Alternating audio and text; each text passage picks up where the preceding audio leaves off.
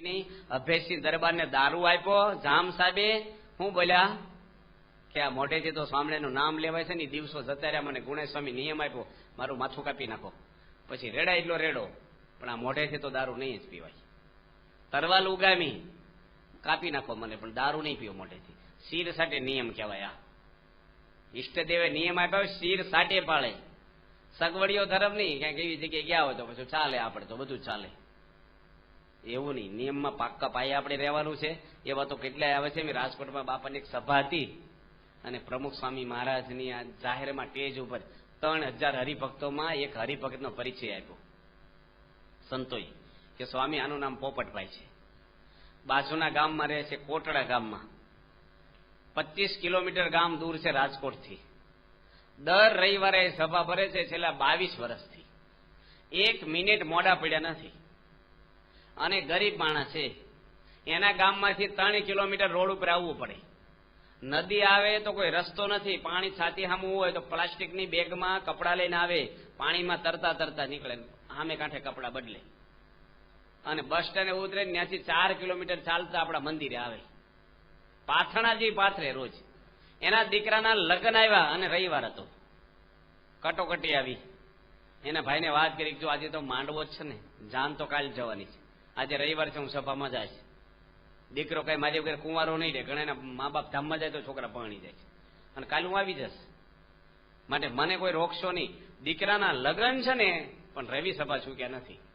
પ્રમુખ સ્વામી મહારાજ વાત કરી તો બાપા કે સ્ટેજ ઉપર બોલાવો. મોટો ગુલાબનો હાર સ્વામીને પહેરાવ્યો હતો, કોઠારી સ્વામી, એ બાપા એને પહેરાવ્યો, સ્વામીને ભેટા. સ્વામી કે આનું નામ નિયમ પાડ્યા કહેવાય, સત્સંગ. આ તો આપણે અડધી સભાએ આવે, કોક વાર આપણે કે રવિ સભામાં આવે, કોક વાર. મૂળ તો કોક વાર તો સભા હોય, અઠવાડિયે એક વાર. એમાં કે કોક વાર આવી, એમ કોક વાર દવાખાનું ખોલો, કોક વાર તમે સ્કૂલે જાઓ, તે શું ડિગ્રી મળે? નિયમિત ખોલવું પડે. અહીંયા તો ઠીક છે, ઇંગ્લેન્ડમાં તો કેટલું કડક હોય છે. 1 મિનિટ નોકરી મોડા પડ્યો ને ઘરે મોકલી દે. ના તો એકદમ પદ્ધતિસર બધું છે, નિયમ આમ કડક પાડે છે. આપણે અહીં થોડુંક નિયમની અંદર બાંધછોડ ન થાય. આવા તો કેટલા બધા પ્રસંગો આવે છે. આપણે I.K. પટેલ છે, એક આપણા ટ્રસ્ટી છે લંડનની અંદર મંદિરના, અને બેંકના ચેરમેન છે, બહુ જ મોટા માણસ છે, અને પાળજ ગામના છે. એના ઘરે બાપા સાથે બધે જમતા હતા અમે, અને એની વાત કરી, સ્વામી મારો દીકરો હરીશ, એની પણ બહુ જ મોટી પાર્ટી જોડે લગ્ન એના ગોઠવાના છોકરાના, અને એલેક્ઝાન્ડર પેલેસની અંદર બહુ જ મોટું એ છે, એમાં લગ્ન લીધા. બહુ માણસો આવેલા. અને એની દીકરાના સસરા હતા ને, એ દારૂ લાવ્યા ટેમ્પો ભરી, ઇંગ્લિશ દારૂ, લગ્નમાં બધાને પાવા. અને આ છોકરાને ખબર પડી ગઈ કે મારા લગ્નમાં દારૂ પાવાના છે. છોકરાએ બોલાઈને ના પાડી દીધી, મારા લગ્નમાં દારૂ નહીં પાવાનો. એના સસરા કે આ કઈ ગુજરાત નથી કે સાની કીટેલીઓ ફેરવવાની હોય, આ તો દારૂ જોવાય. કે તમે આઈસ્ક્રીમ ખવડાવો, જ્યુસ પીવડાવો, કોકા કોલા પીવડાવો, પણ દારૂ તો નહીં જ. હું તો BA-PS નો છું, પ્રમુખ સ્વામી મારા ગુરુ છે, મારા લગ્નમાં દારૂ હોય જ નહીં. કે તમારા માણસો નહીં પાઈએ અમે, કે અમારા માણસો કે તમારા માણસો, લગ્નમાં દારૂ જોઈએ જ નહીં. પેલા એ કડક કીધું કે દારૂ તો પીવડાવવું પડે, અમારે તો બધા રિલેશન હોય, બધા બિઝનેસ ના હતી. એ કે નિર્ણય કરી લો, છોકરી પરણાવીશ કે દારૂ પીવડાવો છે, હજી ફેરા નથી ફર્યો હું. તમારી દીકરી તમારા ઘરે, હું મારા ઘરે, કે દારૂ પાછો મોકલી દો.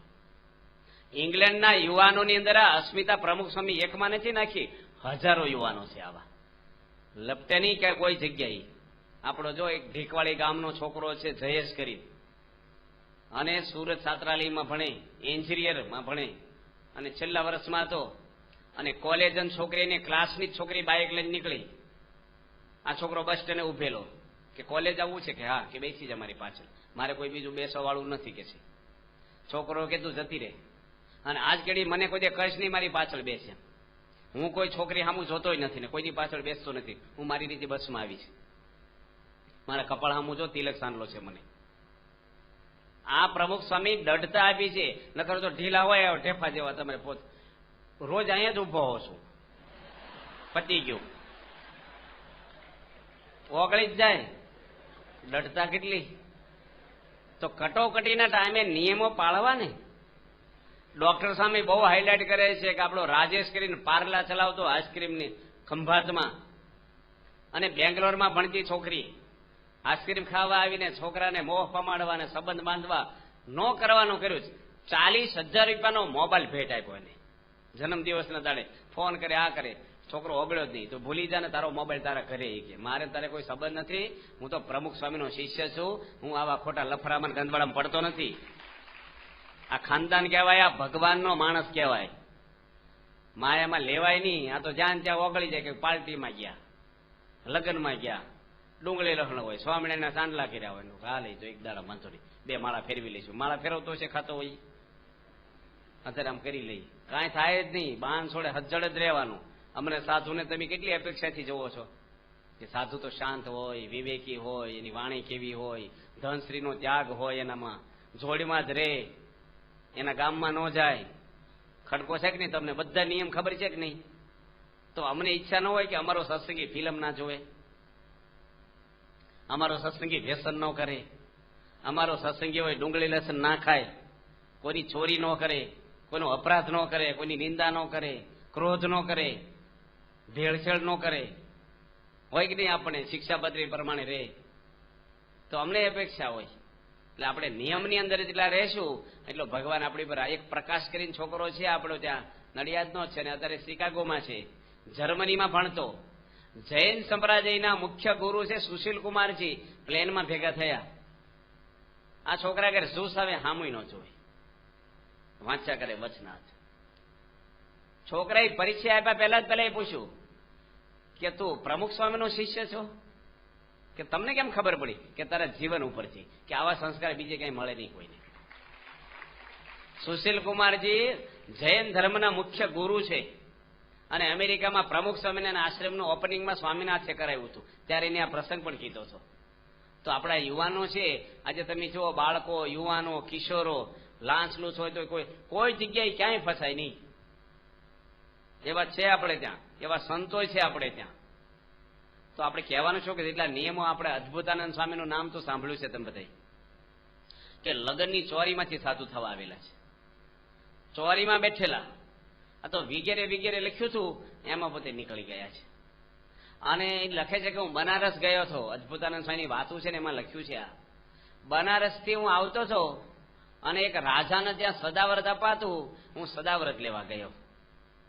તો રાજાને કોઈ દીકરો નહોતો અને એકની એક દીકરી યુવાન એની, અને દીકરી મને જોઈ ગઈ. અને અદભુતાનંદ સ્વામી બહુ રૂપાળા હતા. એ છોકરી એક માણસ મારફતે એને અંદર બોલાવડાવ્યા.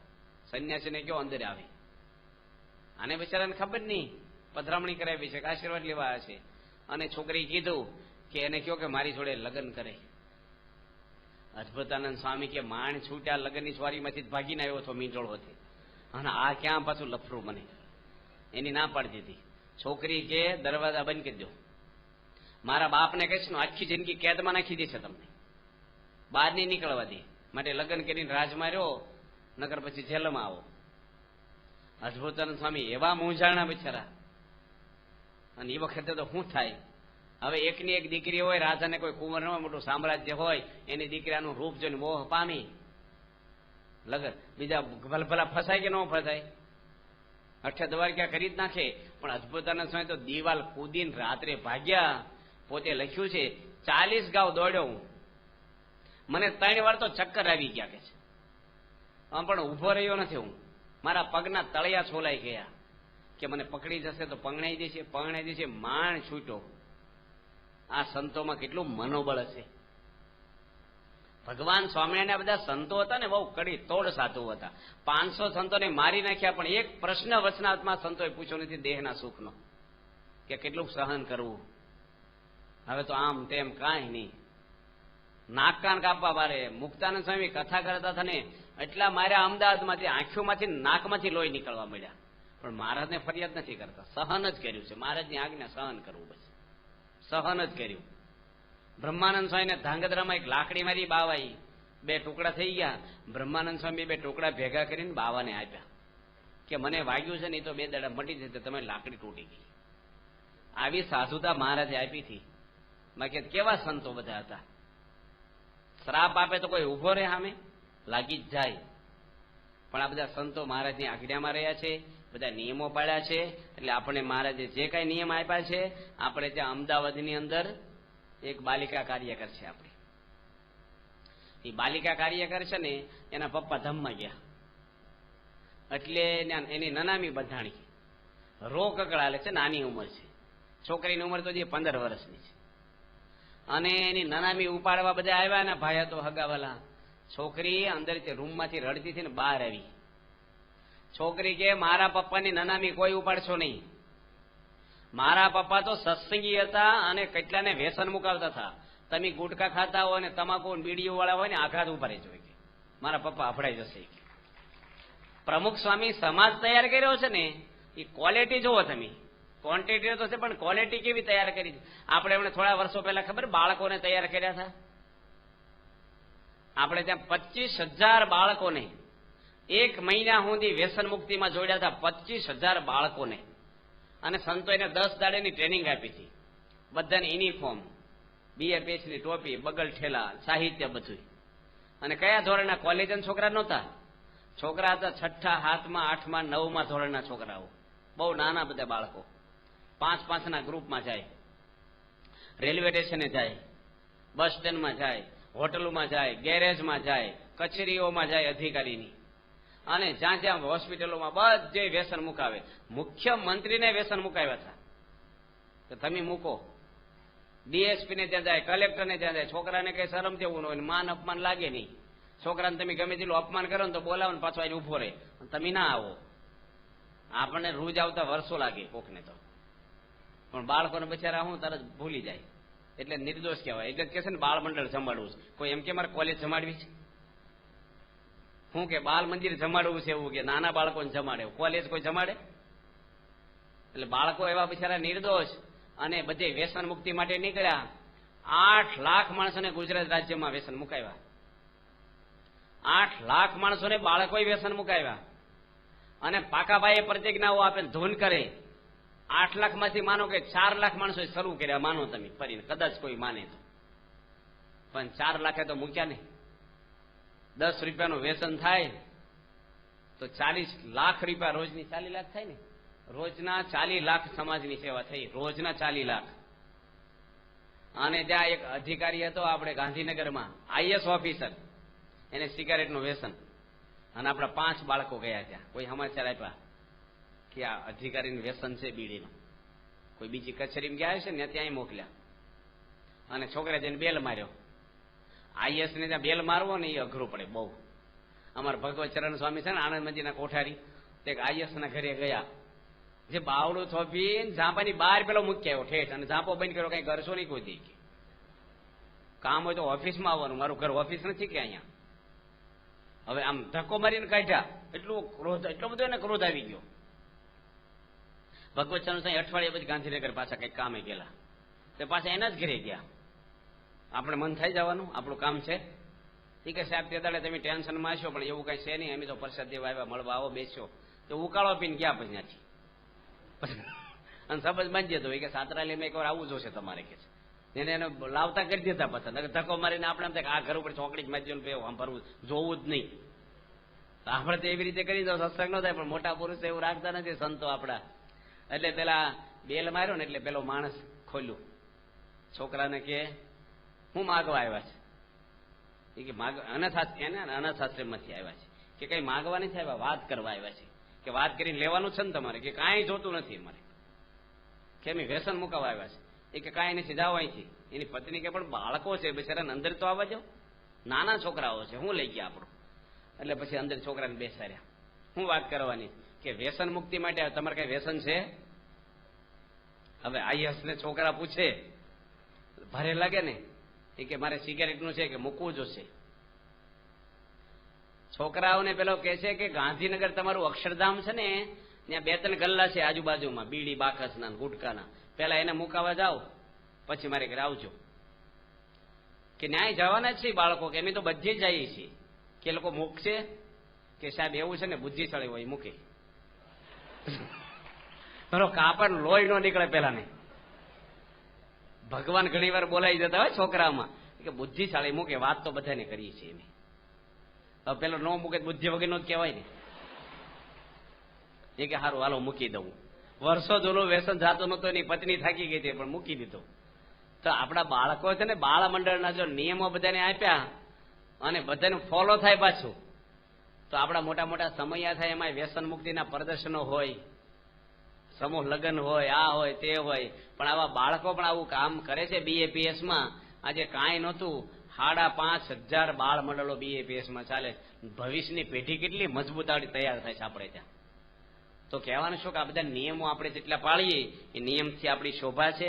આ બધી ઘણી બધી નિયમની વાતો આવે છે. હવે આપણે બીજી વાતો છે ને, નિયમ ભગવાને આપ્યો છે આપણને. નિયમ પછી શું આવે? અઘરામાં અઘરો આ વિષય છે, બધાને ભારે પડે એવો. કોઈક નવા આવ્યા હોય ને એને તો ભારે ડોઝ લાગે. નિશ્ચયની વાતો છે ને એ તો બહુ ભારે છે. ભગવાનનું ભજન તો બધા કરે છે, પણ ભગવાન જેવા છે એવા ઓળખવા. આ નાના છોકરા બેઠા છે, એના પપ્પા બાજુમાં હશે. એ છોકરો એટલું ઓળખે કે અમારા પપ્પા છે. શું ભણ્યા છે છોકરાને ખબર હોય? એની આબરૂ શું છે, પ્રતિષ્ઠા, એની ક્રેડિટ શું છે સમાજમાં, એ ઓળખે. બેલેન્સ ઓળખે છે કેટલું છે, પ્રોપર્ટી કેવી છે, એ છોકરા ના ઓળખે. એ એટલું જ ઓળખે કે અમારા પપ્પા છે. એમ આપણે એટલું જ ઓળખીએ કે ભગવાન કહેવાય. બસ ભગવાન શું છે ને તો બહુ દૂર છે. ભગવાનની સામર્થ્ય શું છે ને, ભગવાન શું તત્વ છે, એ મોટા મોટા જ્ઞાનીઓ નથી સમજી શક્યા, મોટા જગતગુરુઓ નથી સમજી ગયા ભગવાનને. અને નિષ્ઠા તો પાકી જ રાખવી જોઈએ.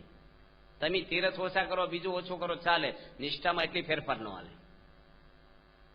ભગવાન સ્વામિનારાયણની કંઠી પહેરી છે તો પ્યોર સ્વામિનારાયણ નાથ ભગત આપણે રહેવું જોઈએ. આપણે જો BAPS સંસ્થા છે આપણી, બધાને આદર ભાવ આપી છીએ આપણે. બધા મંદિરમાં અહીંયા જો બોલાવે છે, બધી રામચંદ્ર ભગવાનની જય બોલાવે, મહાદેવની જય બોલાવે છે. તમારા ઘરે મહેમાન આવ્યા તો તમારી ઘરવાળી બધાની રસોઈ કરે, બધા માટે વ્યવસ્થા બધી કરે.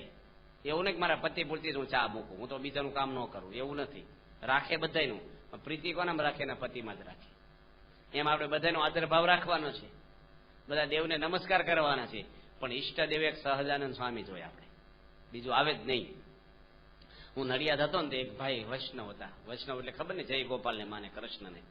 એ બેંકમાં મેનેજર હતા અને સ્કૂટર લઈને આવ્યા મંદિરે દર્શન કરવા 11:30 વાગે સવારે, બપોરે. સીધા જજી દર્શન કર્યા પહેલા મને શું કે ખબર? કૃષ્ણ ભગવાને સાડી ઉપર કેમ બેહાર્યા છે? કૃષ્ણ ભગવાન તો મુખ્ય ભગવાન છે ને, વચ્ચે રાખવા જોઈએ ને, વચ્ચેના ખંડમાં. તમે તો બાજુમાં બેહાર્યા, વચ્ચે તો બીજા રાખ્યા છે. મેં કીધું હું થાળ ધરાવું છું, તમારે સમજવું હોય ઘડીક બેહો, નકર શાંતિથી આવજો. પછી ભાઈ બેઠા ઘડી. મેં કીધું હું છે, ક્યાંથી આવો છો? એ કે હવેલી, અમારે તો સંપ્રદાય હવેલીનો છે, અમે વૈષ્ણવ છે. તમારી અને આ બોર્ડ વાંચીને આવ્યા છો મંદિરનું કે એમને આવી ગયા? કીધું બોર્ડ તો વાંચ્યું. મેં શું બોર્ડ લખ્યું છે? કે સ્વામિનારાયણનું મંદિર. તમારી હવેલીમાં સ્વામિનારાયણ સાઈડ ઉપર છે? કે હવેલીમાં ક્યાંથી હોય? તમે સ્વામિનારાયણમાં કૃષ્ણ ક્યાંથી હોય? આ તો દીવા જેવી વાત છે. તમે અમારું પોકેટ કેલેન્ડર રાખતા નથી કીધું. અને અહીંયા તો ભગવાન સ્વામિનારાયણ કેટલા ઉદાર મનના છે કે કૃષ્ણને બાજુ બેહાર્યા, એને થાળ પણ ધરાવી છે. પડદા બંધ કરીને કઈ રોટલો છાશ નથી ધરાવતા. સ્વામિનારાયણ થાળ હોય ને એવો ને એવો થાળ કૃષ્ણને ધરાવી છે. એની જય બોલી છે ને આરતીઓ, સ્વામિનારાયણ સાધુ આરતીઓ કરે છે ને. આ તો બધા ભગવાનને, સ્વામિનારાયણ ભગવાનને માન્ય રાખ્યા, પણ ઈષ્ટદેવ તો અમારા સહજાનંદ સ્વામી છે. તમારી પત્ની હોય ને, રોટલી હરખી ન વણે, જાડી હોય, વાંકી છોકી, તમે ચલાવી લો. કપડા હરખા ન ધોવે, કચરા પોચા હરખા ન કરે, બધું એમને હોય મેલું ખેલું, તો તમને ખૂંચે જ ખરું, પણ અતિશય ન ખૂંચે. પણ કોકની જોડે ફરવા જાય તો એ વધારે ખૂંચે તમને.